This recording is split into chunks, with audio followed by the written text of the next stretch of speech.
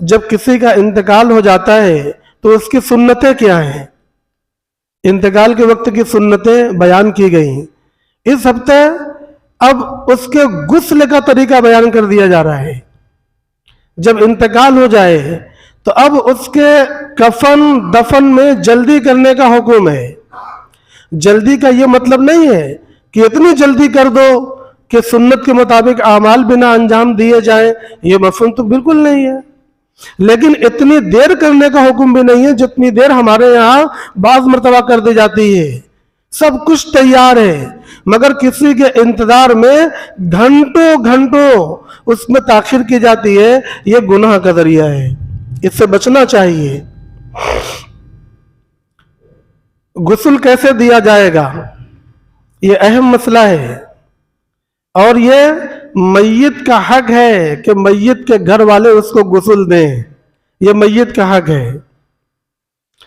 حضرت فاطمہ زہرا رضی اللہ تعالی عنہا نبی پاک صلی اللہ علیہ وسلم کی صاحبزادی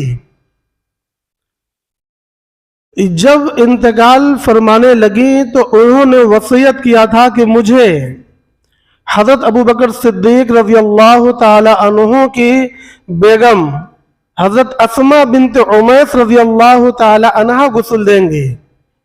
یاد رکھیے گا انہوں نے یہ وصیت کیا تھا حضرت فاطمہ زہرا رضی اللہ تعالی عنہ نے کہ مجھے غسل کون دے گا؟ حضرت اسما بنت عمیس زوجہ ابو بکر صدیق رضی اللہ تعالی عنہ. لہذا وصیت کے مطابق حضرت اسما نے رضی اللہ تعالی عنہ نے غسل دیا. ان کے ساتھ شریک تھے حضرت سلمہ یعنی رافع بن خدیج کی والدہ اور ام ایمن رضی اللہ تعالی عنہ، یہ لوگ شریک تھے. حضرت علی رضی اللہ تعالی عنہ بھی شریک تھے. حضرت عباس ابن عبد المطلب رضی اللہ تعالیٰ عنہ بھی مدد کرنے میں شریک تھے. اور آپ لوگ یہ جانتے ہیں کہ جو لوگ انتظام انصرام میں ہیں تو کیا کہا جاتا ہے کہ ان لوگوں نے غسل دیا ہے. یہی کہا جاتا ہے ان لوگوں نے غسل دیا ہے. لہذا حضرت علی رضی اللہ تعالیٰ عنہ کی طرف یہ نسبت ہے کہ انہوں نے اپنی بیوی حضرت فاطمہ زہرا رضی اللہ تعالیٰ عنہ کو غسل دیا ہے. اس نسبت کا یہ معنی سمجھنا کہ جس طرح مرد لوگ مرد کو غسل دیتے ہیں، اپنے ہاتھوں سے اٹھانا بیٹھانا، صابن لگا کر ملنا، بال اور داڑھی صاف کرنا، استنجا وغیرہ کرانا، یہ ساری چیزیں اس میں شامل ہیں. ایک تو غسل کا جو مفہوم دماغ میں آتا ہے یہ ہے. تو اگر یہ سمجھا جائے کہ حضرت علی رضی اللہ تعالی عنہ نے اس طرح غسل دیا تو مجھے آپ لوگ بتلائیں کہ وہاں پر 3 عورتیں بھی تو تھیں. کیا یہ چیز ممکن ہے؟ ایسا لگتا ہے کہ ان مقدس ہستیوں نے اس طرح کا کام کیا ہوگا جو ہم اور آپ بھی ہمارے گھروں میں بھی اجازت نہیں مل سکتی. اس لیے یہ مفہوم حدیث شریف کا سمجھنا یہ سمجھ میں نہیں آتا. یہ اس وقت ممکن ہوتا کہ حضرت علی رضی اللہ تعالیٰ نے تنہا غسل دیتے اور کوئی بھی ان کے ساتھ شریک نہ ہوتا.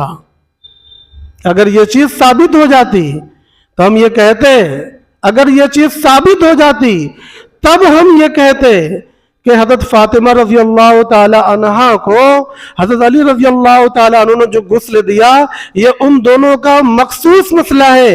امت کو تب بھی اس کی اجازت نہیں ہے. امت کو تب بھی اس کی اجازت نہیں ہے. تب ہم یہ کہتے. یہ جواب ہے. کیوں ہے؟ اس لیے کہ حضرت فاطمہ زہرا رضی اللہ تعالی عنہا حضرت نبی پاک صلی اللہ علیہ وسلم کی صاحبزادی ہیں. عام امت کی طرح نہیں ہے، عام امت کی بیٹیوں کی طرح نہیں ہے. تو ان کا مسئلہ مخصوص ہو جائے یہ کوئی حیرت کی بات نہیں ہے. لیکن اس سے یہ سمجھنا اور یہ بتیانا کہ مردوں کو، شوہروں کو اپنی بیویوں کو غسل دینا جائز ہے، یہ بالکل غلط خیال ہے. کہیں سے اس کی کوئی گنجائش نہیں ہے. میں نے 2 طریقے سے بتلایا. ایک تو یہ کہ 5 لوگ شامل تھے تو یہ ممکن کیسے ہے. दूसरा ये कि हज़रत फातिमा रज़ी अल्लाह ताला अन्हा ने खुद वसीयत की थी कि मुझे गुस्ल दे तो अस्मा बिन्त उमैस रज़ी अल्लाह ताला अन्हा देंगी, चुनांचे आकर उन्होंने गुस्ल दिया। एक तो ये बात थी, थोड़ी सी गलत फहमी इसमें रहती है, इसलिए मैंने शुरू में बस यही बात मेरी जुबान पर आ गई। अब आगे मसला सुनिए। ये बहुत होता है कि मैं बताना कुछ चाहता हूं और कुछ और बताकर चला जाता हूं, ये बहुत होता रहता है। गुस्ल देने का तरीका है जो सब रसूलुल्लाह सल्लल्लाहु अलैहि वसल्लम की तालीमात से साबित है। क्या तरीका है कि मैयत को जब गुस्ल दिया जाए तो जिस तख्ते पर उसको रखना है पहले उस तख्ते को धुई दी जाए, लोबान की धुई दी जाती है, धुई दी जाए ताक मर्तबा, यानी 3 या 5 या 7, लेकिन इससे ज्यादा नहीं। धुई किस तरह दी जाएगी कि जिस बर्तन में लोबान सुलगाई गई उसको ऐसे उसके चारपाई के नीचे या चारपाई के बगल से घुमा दिया जाए। ये हो गया तख्ते को धुई देना। तख्ते को धुई दे दिया, अब उसके बाद उस पर मैयत को उठाकर रखा जाए। किस रुख रखा जाए, यहां पर ऐसा कुछ नहीं है, जो सहूलत हो उस तरीके से रख दिया जाए। अब उसके बाद मैयत का कपड़ा उतारा जाएगा, काट कर निकाल लिया जाता है, लेकिन इस बात का ध्यान रखना न्याय जरूरी होगा कि किसी भी कीमत पर उसका कश्फ औरत ना हो, सतर औरत बाकी रहे, कश्फ औरत ना हो, सतर औरत बाकी रहे। तो जिस तरीके से जिंदगी में आदमी सतर पोशी करते हुए गुस्ल करता है, उसी तरीके से मरने के बाद जो उसको गुस्ल दिया जाएगा तो सतर पोशी का बेपनाह ख्याल रखा जाएगा, बहुत ख्याल रखा जाएगा। ये ख्याल रखते हुए उसके कपड़े को निकाल लें। निकालने के बाद सबसे पहला काम, हम और आप जब नहाने जाते हैं तो पहले बाथरूम चले जाते हैं ताकि इस्तिंजा वगैरह से फरागत हो जाए, तो पहले उसको इस्तिंजा कराया जाए। इस्तिंजे के लिए कफन के साथ एक दास्ताने टाइप का मिलता है और ढेला मिलता है, तो ढेले से इशारतन साफ कर लिया जाए और हाथ में कपड़ा पहनकर इस्तिंजा इशारे इशारे से कर लिया जाए। लेकिन बगैर उस दास्ताने को पहने इस्तिंजा कराना यह भी हराम है। जैसे कोई किसी की शर्मगाह नहीं छू सकता क्योंकि ये हराम है, इसी तरीके से मरने के बाद का भी हुक्म है, जिंदे और मुर्दे का इसमें फर्क नहीं है। लिहाजा जिस तरीके से बतलाया गया उस तरीके से इस्तिंजा कराया जाए।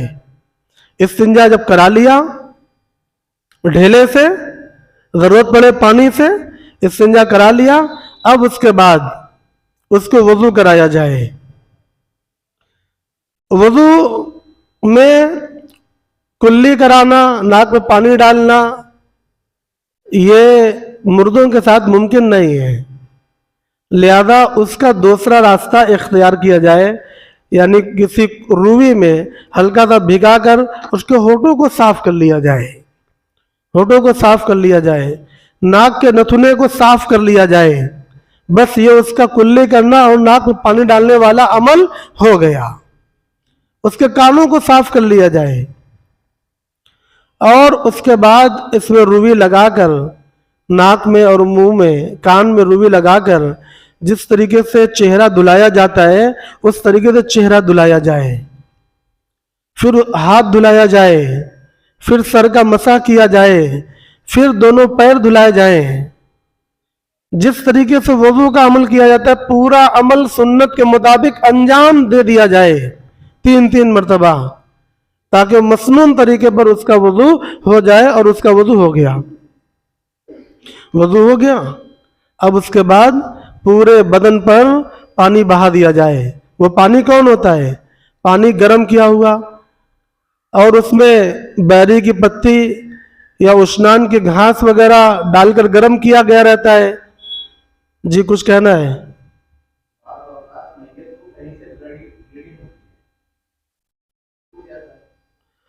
जी, अगर मैयत को ब्लड वगैरह बहे तो पहले तो उसका ट्रीटमेंट कर लिया जाएगा, लेकिन अगर ब्लड रुकेगा नहीं तो उसका वुज़ू नहीं टूटेगा। आगे अभी इंशाअल्लाह मैं समझा रहा हूँ। अगर ब्लड वगैरह आ रहा है तो पहले जिस तरीके से भी हो उसको साफ कर लिया जाए, रोक लिया जाए, ना रुके तो रूबी वगैरह लगाकर रोक दिया जाए, ठीक है। उसके बाद वुज़ू करा दिया जाए, उसी हालत में वुज़ू कराने के बाद गुस्ल दिया जाए। तो पहले पूरे बदन पर पानी बहा दिया जाए और उसके बाद जो मिट्टी हो या जो भी उसके बदन पर लगाने वाली चीज़ लगाया जाए, शैम्पू हो, साबुन हो, बालों को, दाढ़ी को, बदन को लगाकर मल कर साफ कर दिया जाए पूरे बदन में। उसके बाद उसके दाएं कंधे को पकड़कर उठाया जाएगा, दाएं कंधे को पकड़कर, कमर को पकड़कर उठाया जाए और दाहिनी तरफ 3 मरतबा पानी बहाया जाए। फिर दूसरी तरफ जाकर बाएं कंधे को उठाया जाए और बाएं तरफ 3 मरतबा पानी बहाया जाए। इसमें भूलने वाली कोई बात नहीं है। हम लोगों के यहाँ दाहिने तरफ से शुरू होता है, बस सीधी बात है। पहले दाहिनी तरफ पानी बहाना है और उसके बाद बाएं तरफ पानी बहाना है। खूब अच्छी तरह पानी बहा लिया जाए। उसके बाद एक आदमी जाएगा उसके कंधे की तरफ और उसको जरा सा उठाकर हल्का सा बिठाएगा, हल्का सा, थोड़ा सा, पूरा बिठाना नहीं है, थोड़ा सा उसको टेढ़ा करेगा अपने हाथ और केहनी के सहारे से, और ये अंदाज लगाए कि कुछ शर्मगाह से नजासत वगैरह या मुंह से या कहीं से भी कुछ खारिज तो नहीं हुआ। अगर खारिज हुआ तो उसको साफ कर दिया जाए। उसी में ब्लड वाली बात भी आ गई कि अगर ब्लड भी आ गया तो उसको साफ कर दिया जाए। मैयत का इस तरीके से ब्लड आना या पेशाब पैखाने का निकल आना उसके वजू और गुस्ल पर असर नहीं डालेगा। मैयत का इस तरीके से कुछ निकल आना उसके वजू और गुस्ल पर असर नहीं डालेगा। अब उसका गुस्ल और उसका वजू मुकम्मल है। अगर कुछ निकला पानी वानी बहाकर साफ कर दिया जाए। उसके बाद उसको तौलियों से पोंछ दिया जाए, सुखा दिया जाए, क्योंकि अब कफन पर रखना है, नहीं पोंछेंगे तो कफन भीग जाएगा। इसलिए उसको कोई तौलिया या चादर या सूती कपड़ा उससे उसके पूरे बदन को, बाल को, दाढ़ी को ये क्या किया जाए, पोंछ दिया जाए। हो गया, कितना आसान तरीका है। और लोग डरते हैं, लोग बुलाते हैं किराए पर, भाड़े पर, लोगों को बुलाकर अपने वालिद, अपने भाई का गुस्ल दिलवाते हैं। ये हुकूक की पामाली है हमारे हिसाब से। उनका हक है कि आप उनकी खिदमत करें और अपने हाथों से करें, भाड़े पर ना कराएं। अगर बुलाते हैं तो उनसे हेल्प लें, असल काम उनके हवाले ना करें। अच्छा, वो लोग जो करते हैं तो उनको दीन बिल्कुल पता नहीं होता, उनको तो सही से बात भी नहीं आती, सुन्नत और फराइज वो क्या जाने। वो पैसे के लिए आते हैं और किसी तरीके से बस अपना ड्यूटी अंजाम देकर उसके बाद पैसा लिए और चल दिए। उनको इन मसाइल से कोई मतलब नहीं है कि साहब क्या दुरुस्त हुआ और क्या गलत हुआ। ये मतलब हम लोगों को है। लिहाजा हमें ध्यान देना है कि अपने घर में होने वाली मैयत का काम सुन्नत के मुताबिक ही अंजाम दे। ये उसका आखिरी सफर है। जैसे आदमी हज पर जाने लगता है तो देखें कितना सुन्नत का एहतमाम करता है, गुस्ल करना, खुशबू लगाना, सुरमा लगाना, तेल कंघी करना, सुन्नत का लिबास पहनना, सफर की नमाज पढ़ना, दरवाजे से निकलते हुए दुआ पढ़ना, दाहिने पैर से निकलना, है कितनी सुन्नतों का एहतमाम करता है, जबकि ये जानता है कि फिर वापस आना है। और इसके बारे में हम लोग ये जानते हैं कि ये तो वापस आने वाला नहीं है। लिहाजा अब आखिरी मर्तबा निकल रहा है तो पूरा सुन्नत के मुताबिक निकलना चाहिए। इसलिए खूब अच्छे तरीके से उसके सुन्नत का एहतमाम किया जाए। अब ये तौलियों से पोंछ लिया, पोंछने के बाद उसको कफन पर ले जाएं। कफन पर ले जाए तो उसके जो आज़ाए सजदा हैं, आज़ाए सजदा साथ है, उनके ऊपर काफूर लगाई जाए। काफूर, आज़ाए सजदा कितने हैं? 7, अदाए सजदा 7। नंबर 1 पेशानी और नाक उसी में शामिल है, ये दोनों हड्डी एक है, लिहाजा इसको एक गिना जाएगा। पेशानी और नाक दोनों सजदे में लगाना है, ये दोनों एक हड्डी है। अगर एक लगा दूसरा नहीं लगा तो भी सजदा काफी हो जाता है, लेकिन सुन्नत के मुताबिक करना है तो दोनों लगाना पड़ेगा। एक पेशानी और दोनों हथेलियां, दोनों घुटने 6 हो गए, अरे 5 हो गए, और दोनों पैर के पंजे, इन आधा में काफुर लगाना है। इसके अलावा कोई और जगह लगाने में मसनून नहीं है, तो और जगह लगाना भी नहीं चाहिए। और मैयत के सर में, दाढ़ी में और उसके कफन में खुशबूदार अत्र लगा देना चाहिए, ये भी मसनून है, ये भी मसनून है। एक सहाबी थे, नाम मेरे ध्यान में नहीं है, वो नबी पाक सल्लल्लाहु अलैहि वसल्लम के साथ हज में जा रहे थे। जिस ऊंट पर सवार थे उस ऊंट ने उनका सर अपने मुंह से ऐसे पकड़ लिया और ऐसे हिला दिया। ऊंट ऐसे ही हिलाता है, आदमी को पकड़ कर उठाता है और झिंझोड़ देता है, तो उनकी गर्दन टूट गई उन सहाबी की और वहीं इंतकाल हो गया। और वो सहाबी हालत एहराम में थे।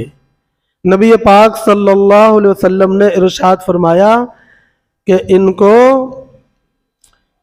इनको गुस्ल दो और इसी एहराम में ही इनको कफन दो और इनका सर खोल कर रखो। एहराम में क्या होता है, सर खुला, तो इनका सर ना ढाको और खुशबू ना लगाओ। कल कयामत के दिन जब इनको उठाया जाएगा तो ये हालत एहराम में तलबिया पढ़ते हुए उठेंगे, हालत एहराम में तलबिया पढ़ते हुए उठेंगे। जो हादसे की मौत होती है उसको शहादत की मौत माना जाता है।